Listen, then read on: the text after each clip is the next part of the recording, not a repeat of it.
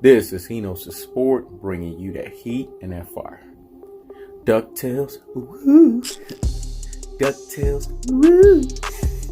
DuckTales, woo. Every time I say DuckTales, woo. I know that shit. You're having people wilding, dog. I got other platforms now having that anthem because they inspired by who? Henos Sport, bringing you that what? That heat and that fire.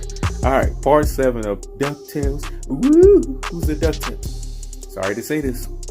Remember, I told you the reverse title. Now his name, Canelo Alvarez, though. I gotta put him on the spot. See, he think he a slick motherfucker. Shout outs to my sister Clara Jenkins.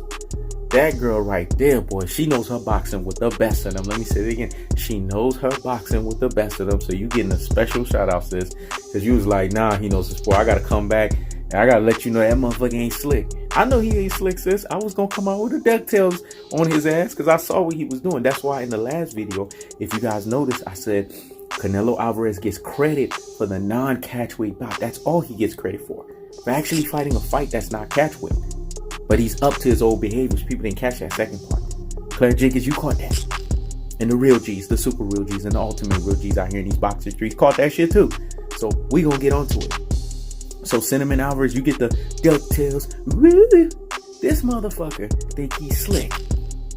He's fighting Sergey Kovalev at the right time, folks. All because he wanted to duck guys that were his same age. Young lions at 160 pounds.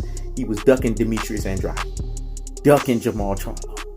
Ducking these guys for years, man. He didn't want that free smoke. These are guys that are athletic, explosive as fuck, and could challenge him. And could give him problems and fits. Plus, these guys have motors. Remember, one of Canelo Alvarez's 5 glaring deficiencies is his stamina.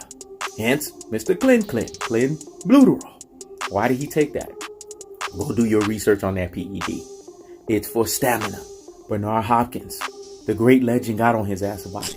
Why don't you just put the work in the fucking gym? Why do you have to take Mr. Clint? This man avoided. He became a franchise champion, something we've never heard of. You guys go look at my live stream, you'll see. Somebody tried to come on the live stream thinking they could handle He Knows the Sport, and they learned. And out of their own mouth. I ain't gonna lie, you're a master debater. Because people know you can't out-debate me, man. I don't give a fuck what you talking about. Motherfucker came in there, try to loop it up, bring up out of context shit. That's the thing with me. He Knows the Sport know how to bring your ass right back into fucking context. Let me say it again. He Knows the Sport knows how to, like a fish on a hook, reel your ass right back into context. I'm a master debater, man. I'm undefeated at this debating shit. So when you debate against me, the best you can do is stalemate me, dog. Let me say it again. When you debate me, the best you can do is stalemate me. You ain't gonna defeat me. That ain't gonna happen. And people saw that. My folks that rocks with He Knows the Sport, see, I always hold my ground. I'll rummage your motherfucker right back into the context. Now, I'm not gonna lie. This dude knows his boxing. I gotta give him that. If you guys go look at that live stream, I gotta give him hats off to him. He knows his boxing. But he thought he was gonna come up in here and try to sun me. You can't sun me, dog. That ain't gonna happen. So let's get back onto this damn video. In the context of what we were talking about, I mentioned it. I said, why have you been ducking Jamal Charlo for all of these years? He was your mandatory. Him and Triple G. Because his ass been ducking too. Demetrius Andrade. You guys been calling these dudes out. Demetrius Andrade positioned himself for a unification bout at 160 pounds, right? Because he has a belt. Canelo Alvarez has a belt. But Canelo Alvarez didn't want that free smoke. So he gave himself this franchise bullshit title that we've never heard of in boxing. What the fuck is a franchise champion?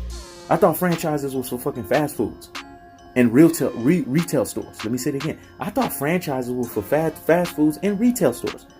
I didn't know this was a retail business. I thought this was fucking boxing, folks. But what are we doing here? Franchise fucking champion. Don't make me laugh. And then he didn't want no smoke at 168 pounds.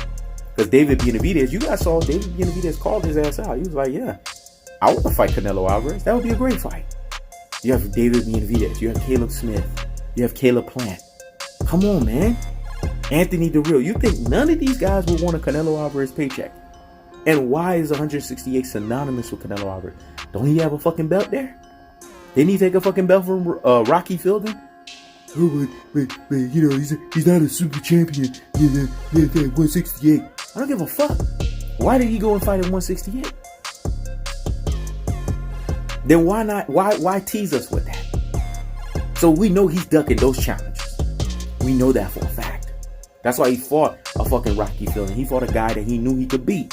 Canelo Alvarez and his old behaviors, they keep becoming recurring behaviors. Let me say it again. Canelo Alvarez and his old behaviors keep becoming recurring behaviors.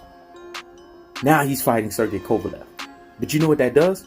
See, even me, I have to give it credit because it's like it's a non-catchweight bout, right? You know what I'm saying? Because he's not pulling that catchweight shit. And he's fighting actually an opponent that is somewhat dangerous. Not fully dangerous, somewhat dangerous. And I'm going to explain why. Sergey Kovalev is a wounded animal. Andre Ward took all of his shit out of him. And he said again, Andre Ward in both of those fights took all of the shit that he possibly could take out of Canelo Alvarez. I mean, not Canelo Alvarez, Sergey Kovalev. Sergey Kovalev showed his mental woundedness when he fought against Eliodor Alvarez. He shouldn't have got knocked out against an opponent like that. Of course, he redeemed himself in the second fight, but we shouldn't even have had a first fight where he lost. That tells you he had a mental hangover from the Andre Ward fights. So he's fighting Sergey Kovalev at the right time. Then we see Sergey Kovalev kind of get exposed. Well, not kind of. He did get exposed in the Anthony Yarde fight. Because there's no way that Anthony Yarde at 18-0, no one was expecting. He knows the sport expected Anthony Yarde to win. And I damn sure came close to that shit. Because the 8th round, man, during the 8th round, I was like, yeah. And then I celebrated too fast. And then you guys know what the outcome was. But in the 8th round, Anthony Yarde almost got Sergey Kovalev's ass out of there. And what did he do? That showed again Sergey Kovalev's continual weakness. He exploited the game plan of Andre Ward. He just didn't do it consistently, and he didn't do it throughout the whole fight. Work that inside. Sergey Kovalev is weak at the body, man, according to a la John David Jackson. And Sergey Kovalev is going to get exploited by Canelo Alvarez because, like I said, Canelo Alvarez is body snatcher 2.0, number 2 in the game behind Earl the True Spence. That boy has some good body assault work, and I believe he's going to knock out Sergey Kovalev via a body shot. That's how I think the fight is going to go. Let me say it again. I think he's going to knock out Sergey Kovalev via a body shot. I think that's how the fight is going to go. Don't be surprised if Sergey Kovalev put a knee. And you know what happens? And this is why I say Canelo Alvarez, a la Cinnamon Alvarez, is slick. Because he knows if he knocks out Sergey Kovalev, it not only buys him time, it makes all of his cult-like followers say, you see, he went up 2 weight classes and he fought Sergey Kovalev. So it's going to take attention off of Demetrius Andrade. It's going to take attention off of Jamal Charlo. It's going to take attention off of David Benavidez. It's going to take attention off of Caleb Plant. It's going to take attention off of Caleb Smith. It's going to take attention off of all these motherfuckers. But see, he ain't slick. Because you know what we're going to say now? Oh, okay, motherfucker. That means your ass can stay at 175 pounds. So we need you to fight Bivol. And watch, he going to do everything in his power to duck that fight. He ain't going to fight that young dude. We all know this. But we're going to have to hold Cinnamon Alvarez accountable. Because either he's fighting the opponents at the right time, or he's fighting fucking tune-ups, man. Let me say it again. Either he's fighting these opponents at the right time, or he's fighting fucking tune-ups. I still hold my position that Danny Jacobs was paid to lose, because I'm consistent and authentic as fuck. Something wasn't right with that damn fight. Cinnamon Alvarez, you ain't slick, motherfucker. So I have to call you out. I have to pull your ass out on the red carpet again. Let me say it again. Cinnamon Alvarez, you ain't slick, motherfucker. I have to call you out and pull your ass out on the red carpet. Because what I'm coming with is cold-hearted, unadulterated, cutthroat truth. So you guys watching the comment sections how the cult-like followers, they started getting and doing what they do best. Hating and fucking trolling instead of coming with facts. Because that's what I did. I came in truth-telling fashion. This is He Knows the Sport. Checking out.